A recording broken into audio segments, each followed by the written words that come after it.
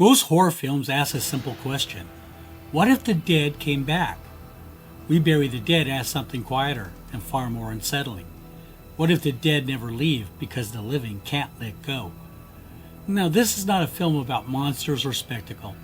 It's a film about process, about what happens after catastrophe, when death becomes routine and grief becomes institutionalized. Here, we don't just review films, we examine how they work, culturally, emotionally, and thematically. Because genre films aren't escapism, they're reflections. Every frame is a choice. Every image carries meaning, and every frame is a story. Today's film is We Bury the Dead, a grief-forward horror film that uses apocalypse, ritual, and silence to ask a much quieter question. What happens after everything has already gone wrong? Hi, I'm Rob, and this is A Constantly Racing Mind, a channel dedicated to science fiction, horror, action, adventure, prop culture, and all things geek.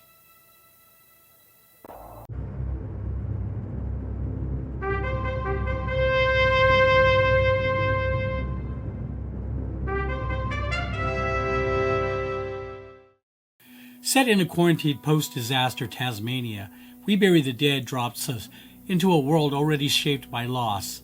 The outbreak itself is never dramatized. Instead, the film begins where most genre stories end, in the aftermath. This restrained approach reflects director Zach Hilditch's broader filmmaking philosophy known for character-driven psychological thrillers. Hilditch prioritizes emotional realism over genre mechanics. The result is a horror film that feels lived in rather than constructed. We Bury the Dead is set after a catastrophic event that reshaped Tasmania, leaving the dead, unstable, and recovery team set tasked with quietly collecting bodies from abandoned homes and empty streets. Rather than focusing on the event itself, the film begins in its aftermath. The story follows Ava Newman, a civilian who volunteers with a body retrieval unit while traveling south through Tasmania. On the surface, Ava appears motivated by service.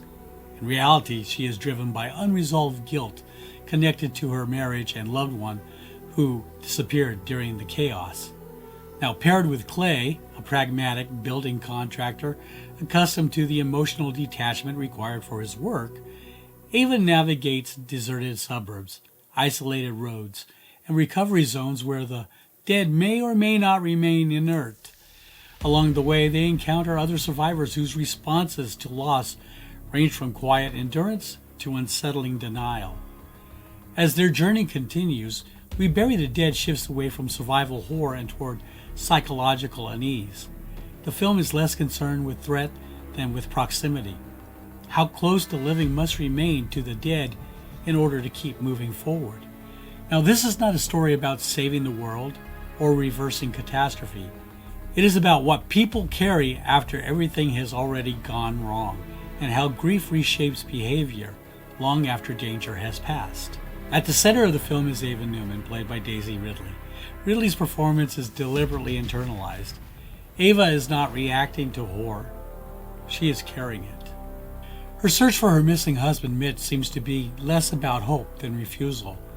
Brenton Thwaites Clay acts as a counterbalance, someone who has learned how to survive by emotional compartmentalization.